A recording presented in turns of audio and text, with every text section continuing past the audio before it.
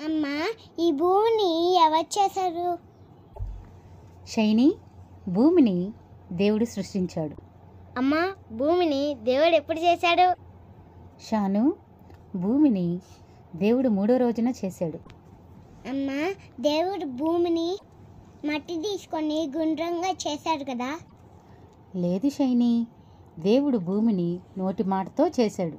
దేవుడు అమ్మా, ఇంత పెద్ద భూమిని దేవుడు నోటి మాటతో ఎలా చేశాడు?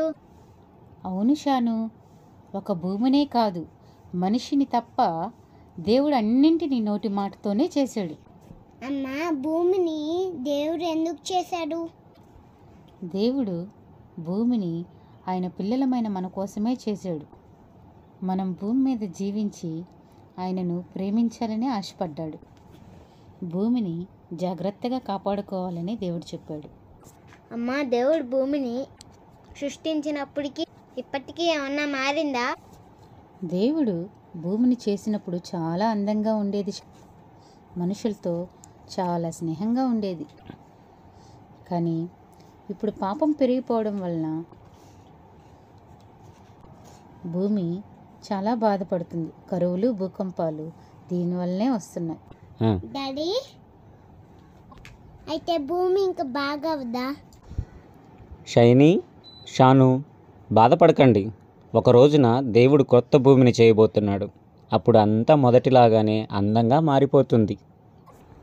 మనం భూమి మీద ఉన్న ఈ కొద్ది రోజుల్లో ఈ భూమిని జాగ్రత్తగా కాపాడుకోవాలి. అదే దేవుడు మనకు చెప్పింది. చూశారు కదా ఫ్రెండ్స్, ఈ కథ ద్వారా మీకేమర్థమైంది? ఈ భూమి దేవుని సృష్టి. దేవుడు సృజించినప్పుడు ఈ భూమి చాలా అందంగానే ఉంది. కానీ మనిషి పాపం చేయడం వల్ల ఈ భూమి శపించబడింది. మనిషి బదులుగా భూమి శపించబడి భూమి ముళ్ళ తుప్పలను, ముళ్ళ గచ్చపొదలను మొలిపించడం మొదలుపెట్టింది. మరలా ఒక రోజున దేవుడు క్రొత్త భూమిని, క్రొత్త ఆకాశాన్ని సృష్టించబోతున్నాడు. దాని కొరకు మనమందరం ఎదురు చూసేవారిగా ఉండాలి. ఈ కథ మీ అందరికీ అర్థమైతే లైక్ చేయండి, సబ్స్క్రైబ్ చేయండి, కామెంట్ చేయండి. Thank you.